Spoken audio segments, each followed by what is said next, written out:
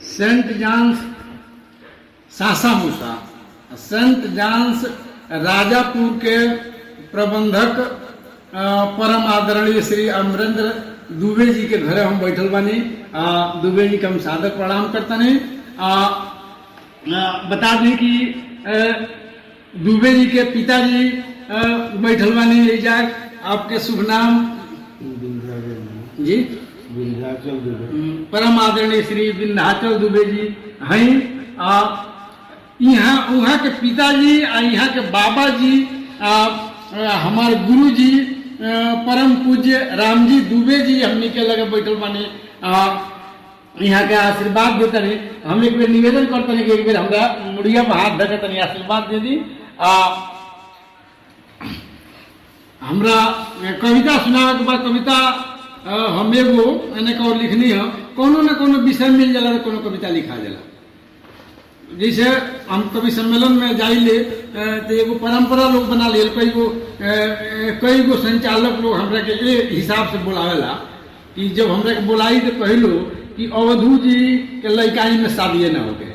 सुनिए एगो मैंने मजाकिया मिजाज में क्या बुलावे लो कि यादव जी के अवधू जी के शादी न हो के कोनो दखनहरू आवे तो यहाँ के बाबूजी बियाह न करें। एगो कोनो जइयख दखनहरू के हुआ आइल वो लोग के काला के हिसाब से हम अपन बात नहीं कह। एगो एक जना आइले लिया के यहाँ के बाबूजी के गोड़ पर अपन पगड़ी राख के कहले कि हमरा लड़कनी से अपना लड़का के शादी कर ली। कहाँ से कि हमारा लड़कनी एकदम गाय बिया, एकदम सीधवा बिया। तो अब वही लोग काला के हिसाब से कि हमारे बाबूजी कहले कि जाई तो शादी पक्का हो गए। जब राहुल लड़कनी गाय बिया तो हमरो लड़का एकदम बैल बा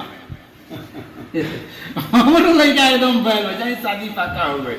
तो कुछ दहेज हो या तो ना एको पैसा दहेज ना। अगर रुआ कहता नहीं कि राहुल लड़कनी गाय बिया तो हमारा लड़का बैल बा।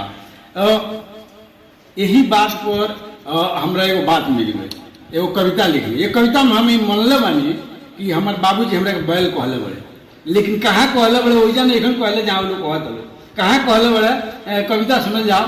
हम लिखनी कि जहाँ हिंदी में कविता बा कि जहाँ देखिए वहीं मिलावट, जहाँ देखिए वहीं मिलावट, असल दूध की चाय कहाँ है।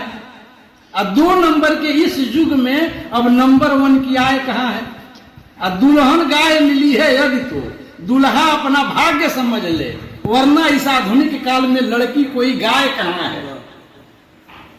कविता हम लिखनी कि पापा से जब कहे ससुर जी, मेरे ससुर जी, पापा से जब कहे ससुर जी बेटी गाय हमारी है, मेरे मन में लड्डू फूटे तब वो हाय हमारी है। अब फिर वे इनसे कहे सहम कर, मेरे ससुर जी मेरे पिताजी से, फिर वे इनसे कहे सहम कर रुपया मैं कुछ कम ही दूंगा। आगे बढ़कर मैं खुद बोला मैं ही तनिक दहेज न लूंगा। असल में मेरा मन हो उठा सशंकित, दूजा कोई महक न जाए। सोचा अभी सगाई कर लूं गाय हमारी बहक न जाए।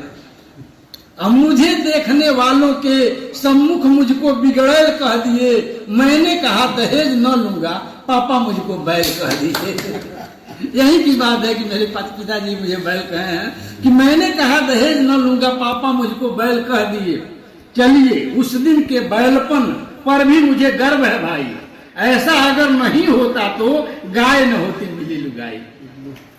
गाय मिली बीबी जिसके चलते करता हूँ ऐसे।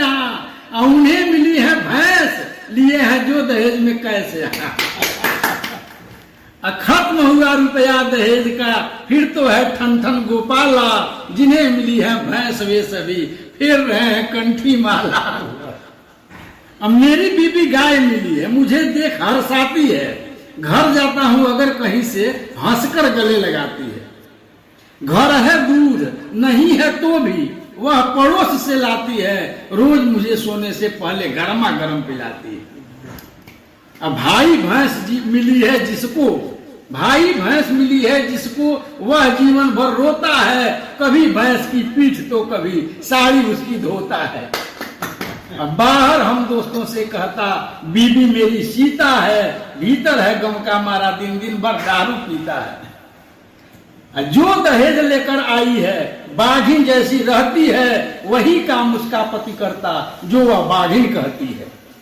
झूठो नकल बनाकर पति से कमर पांव दबवाती है, निज कानी उंगली पर उनको आठों पहर नचाती है। इसीलिए अवधू कहते हैं कुंवारों को समझा कर जब लड़का लोग के शादी नहीं भाई लोग से समझावे के बाद, और लड़का लोग के बाबू जिसे मैंने हम समझाई ले कहीं जाई ले तो कभी सम्मेलन में कि इसीलिए अवधू कहते हैं कुंवारों को समझा कर जी कभी दहेज नहीं लेना है, बहकावे में आकर जी। आप सभी तय कर लो मन में, रो रो कर हम नहीं जिएंगे, औरों जैसे दारू गम में नहीं पिएंगे, नहीं पिएंगे। घर वालों से साफ कहो ससुराल से नहीं आए चाहिए, भले जमाना बैल कहे पर बीवी हमको गाय चाहिए। नमस्कार, धन्यवाद।